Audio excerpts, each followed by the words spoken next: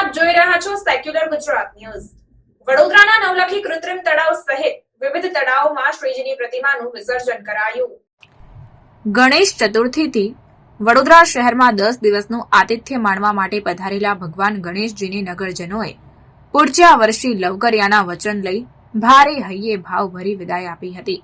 સવારથી જ વડોદરા શહેરના નવલખી કૃત્રિમ તળાવ સહિત વિવિધ તળાવોમાં શ્રીજીને વિદાય આપવા માટે પરિવારજનો આવી પહોંચ્યા હતા। ત્યારે પરિવારજનોએ બાપાને પ્રાર્થના કરતા જણાવ્યું હતું કે આવનારા વર્ષોમાં વડોદરા શહેરમાં પૂર જેવી હોનારત ન આવે તેવી કૃપા કરજો અને આવતા વર્ષે વહેલી પધરામણી કરજો।